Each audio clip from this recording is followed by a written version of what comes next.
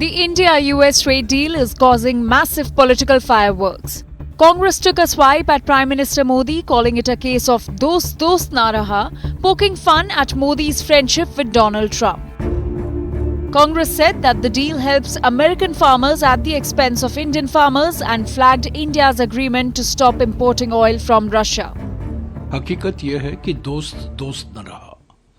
नमस्ते ट्रंप जीते, हाउडी मोदी हारे।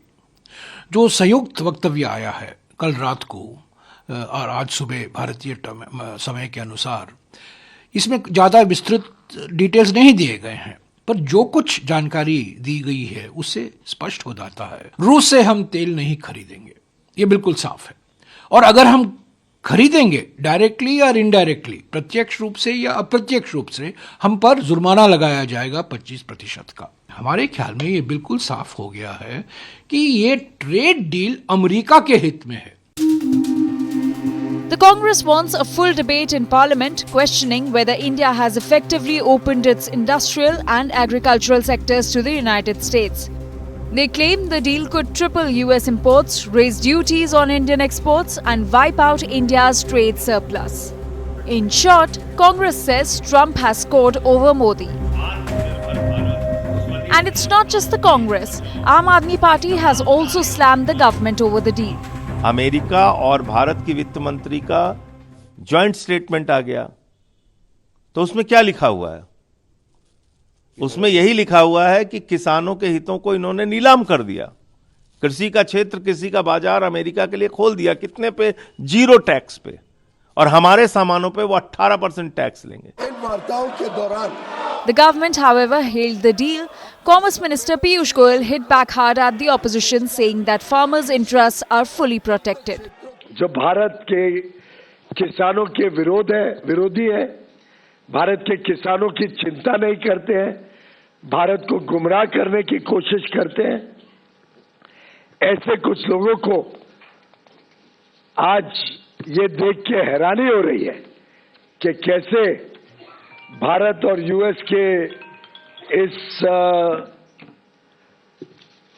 एग्रीमेंट के द्वारा कई सारे किसानी क्षेत्र के सामान पर शून्य कोई लाभ भारत में इंपोर्ट करते हुए दिया गया है। कोई लाभ नहीं दिया गया, कोई रियायत नहीं दी गई है। हमने कोई ऐसा काम नहीं किया है जिसमें किसी भी किसान को नुकसान हो सके। Earlier, Prime Minister Modi had stressed that safeguarding farmers' interest is the government's top concern. हमारे लिए अपने किसानों का हित सर्वोच्च प्राथमिकता है।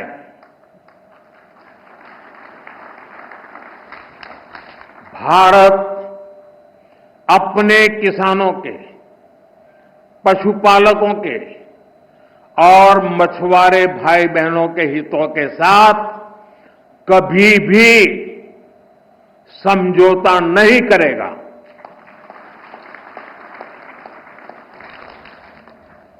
और मैं जानता हूं व्यक्तिगत रूप से मुझे बहुत बड़ी कीमत चुकानी पड़ेगी, लेकिन मैं इसके लिए तैयार हूं। मेरे देश के किसानों के लिए, मेरे देश के मछुआरों के लिए, मेरे देश के पशुपालकों के लिए आज भारत तैयार है। So the battle lines are drawn. Opposition smells a concession while the government insists farmers come first. Bureau Report, India Today.